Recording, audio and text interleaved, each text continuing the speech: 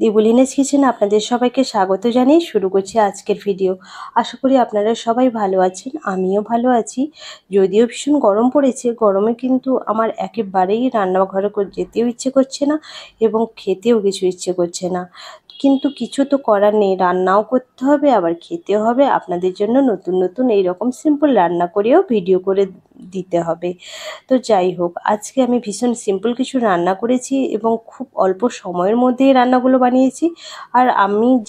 আর রান্নাঘরে প্রথমবার এই যে নতুন একটা মশলা আমি ব্যবহার করছি, তো সেটা আমি আপনাদের সঙ্গে শেয়ার করব। অবশ্যই ভিডিওটা কন্টিনিউ করতে থাকবেন এবং এর উপকারিতাও আমি বলবো।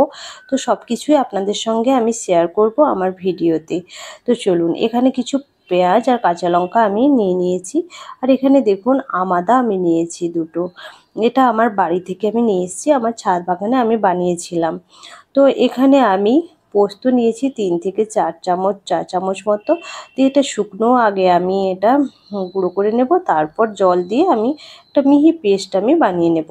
তো এই পোস্তের যে রেসিপিটা আমি বানাবো, এতে কিন্তু একটু মিহি হলে পোস্তটা খেতে পরে ভালো হয়।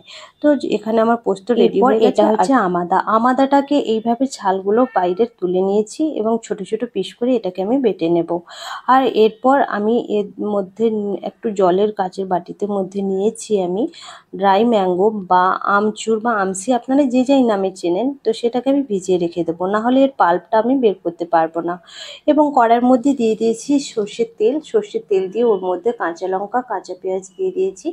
দিয়ে এবার ওটাকে আমি ভালো করে একটু ভেজে নেব। এবং পেঁয়াজগুলোকে কিন্তু ভাজতে একটু সময় লাগে, তাই আমি ওর মধ্যে দিয়ে দেব লবণ। লবণটা দেওয়ার কারণে তাড়াতাড়ি পেঁয়াজের যে এক্সট্রা জলটা থাকে সেটা বেরিয়ে আসবে, তারপর পেঁয়াজটা কিন্তু সুন্দর ভাজা হয়ে যাবে লালচে করে। আর এরই মাঝে দেখুন আমি একটা শুকনো লঙ্কা ছিঁড়ে 3 ভাগ করে দিয়ে দিয়েছি। এটা লঙ্কা বা লবণ এটা কিন্তু আপনাদের নিজেদের স্বাদ অনুযায়ী ব্যবহার করতে হবে। তো এবার আমি পেঁয়াজটা ভালো করে লাল লাল করে ভাজা হয়ে গেছে। এরপর আমি ওর মধ্যে দিয়ে দেব পোস্ত বাটাটা একটু পাতলা করে দেব, জলটা দিয়ে দেব, দিয়ে ভালো করে রান্নাটা আমি একটু পোস্তটাকে ভেজে নেব। এখানে এই রান্নাতে কিন্তু পোস্তটা খুব ভালো করে একটু ভাজা যত হবে তত কিন্তু খেতে খুব স্বাদ হয়। আর এখানে আমি সবশেষে প্রয়োজন মতো দিয়েছি লবণ আর মিষ্টিটা আপনারা অপশনাল, না চাইলে না দিতে পারেন, যেহেতু এই রেসিপিতে মিষ্টিটা অল্প একটু দিলে ব্যালেন্সটা কিন্তু ঠিকঠাক থাকে, লবণের যে ব্যালেন্সটা। তো এখানে দেখুন পোস্তটা এখনও আমার ভাজতে একটু বাকি থেকে গেছে, আরও লাল করে একটু ভাজা হবে। তো এখানে লাল করে আমার ভাজা হয়ে গেছে পোস্তটা। এবার আমি এটাকে শুকনো শুকনো হয়েছে, এবার আমি এটাকে উঠিয়ে নেব। তো এইভাবে পেঁয়াজ পোস্ত রেডি হয়ে গেছে। এই পেঁয়াজ পোস্ত দিয়ে গরম ভাতে আর কিচ্ছু লাগে না, এক থালা ভাত আপনি এক নিমেষেই শেষ করে দিতে পারবেন। আপনারা অবশ্যই রেসিপিটা কিন্তু ভাতের সঙ্গে একবার ট্রাই করে দেখতে পারেন। এই রেসিপিটা অনেক দিন ধরে বানাবো ভেবেছিলাম। এটা আমার বাচ্চাদের তো ভীষণই পছন্দ, আমার হাজব্যান্ডেরও। তো এছাড়াও আমার শ্বশুরবাড়ির সবাই ভীষণ পছন্দ করতেন। আমার মায়ের কাছে শেখা আমার এই রেসিপিটা। যাই হোক, এবার আমি পেঁয়াজ পোস্তটা রেখে দিয়ে আমি কিছু শুকনো লঙ্কা আর পেঁয়াজ আমি ভেজে নেব এই অল্প পরিমাণে। এটার জন্য আমি আলু মাখা করতে গেলে কিন্তু আমি এইভাবে করি, খুব বেশি কিছু দিই না। তো আমার নিজের মতন করে আমি আলু মাখাই এইভাবে। আলু মাখা কাঁচা তেল বা জিরে গুঁড়ো এসব কিছু দিই না, এইভাবেই আমি আলু মাখা বা আলু চোখা এইভাবেই বানাই। এবার দেখুন মাছগুলোকে লাল লাল করে ভেজে নিয়েছি। এটা যেহেতু আমি টক রান্না করব আমাদা দিয়ে, তাই আমাদাতে যে টকের জন্য যে মাছটা দেওয়া হয় সেটা কিন্তু লাল করে একটু ভেজে নিতে হবে। এবার তেলের মধ্যে দিয়েছি শুকনো লঙ্কা, 5 ফোড়ন আর হলুদ গুঁড়ো দিয়ে আমাদাটা আমি তুলে দিয়েছি। এই আমাদার টক কিন্তু গরমে অবশ্যই আমাদের সবারই খাওয়া দরকার। আমাদা যারা বাইরে যান যদি পেয়ে থাকেন অবশ্যই এটা নিয়ে আসবেন, কারণ এই আমাদা কিন্তু ভীষণই উপকারী এবং এটা আমাদের হজমের ক্ষমতা বাড়ায়। তাছাড়া প্রচণ্ড অ্যান্টিঅক্সিডেন্ট আছে এবং এর মধ্যে কিন্তু এটা আমাদের শরীরের তাপও নিয়ন্ত্রণ করে রাখে। এবার আমাদা থেকে যখন তেল ছাড়তে শুরু করে দেবে তখন ওর মধ্যে দিয়ে দেবো আমি টক জল।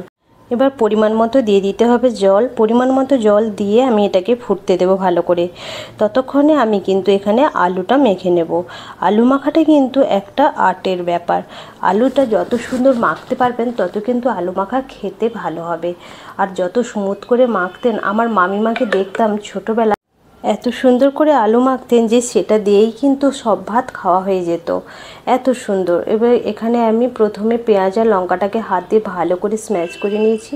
তারপর কিন্তু আলুগুলোকে দিয়ে ভালো করে ঠেসে ঠেসে একেবারে মেখে নেব, যাতে কোনো লাম্পস না থাকে। এতে আলু মাখাটা খেতে কিন্তু অসাধারণ লাগবে। এটা শুধু টক ভাত কেন, এমনিও খেতে খুব ভালো লাগবে। তো আপনারাও এইভাবে একবার আলুটা মেখে খাবেন। তো এবার আমার আলু মাখা রেডি হয়ে গেছে। ওদিকে বোধহয় আমার মাছগুলো ঝোলটা ফুটে উঠেছে, টকটা। এবার আপনারা আপনাদের প্রয়োজন অনুসারে জল দেবেন এবং সেই যতটা ঝোল আপনাদের প্রয়োজন ততটাই দেবেন। এবং সবশেষে মাছগুলো দিয়ে আমি নামিয়ে দেব। তার আগে একটু সর্ষের তেল দিয়ে দিয়েছি। সব রান্না আমার রেডি হয়ে গেছে। এবার গরম গরম ভাতের সঙ্গে আমি সার্ভ করে দিয়েছি সমস্ত কিছু।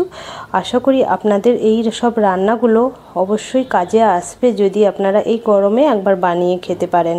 তো আমার এই রান্নাগুলো নিয়ে যদি আপনাদের কোনো রকম কোনো জিজ্ঞাসা থাকে অবশ্যই কিন্তু সেটা কমেন্টে আমাকে জানাতে পারেন। আমি সমস্ত রিপ্লাই আমি কমেন্টে দিয়ে থাকি। আর আমার এই রান্নাগুলো কেমন লাগলো অবশ্যই কমেন্ট করে জানাতে ভুলবেন না। আর যদি ভালো লেগে থাকে প্রচুর প্রচুর শেয়ার করবেন এবং আমারও নিত্য নতুন ভিডিও দিতেও ভালো লাগবে। আমিও টেস্ট করে দেখেছিলাম, দারুণ হয়েছিল এই রান্নাগুলো। এটা সব সময় আমার ভালোই হয়। তো যাই হোক, আমি টেস্ট করে দেখেছি এবং আপনারাও অবশ্যই বানাবেন বাড়িতে। আর এই সব রান্নাগুলো পেতে আমার চ্যানেলের পাশে থেকে আমাকে সাপোর্ট করবেন। আপনারা ভালো থাকবেন, সুস্থ থাকবেন এবং এই গরমে হেলদি রান্নাগুলো অবশ্যই খেতে থাকবেন।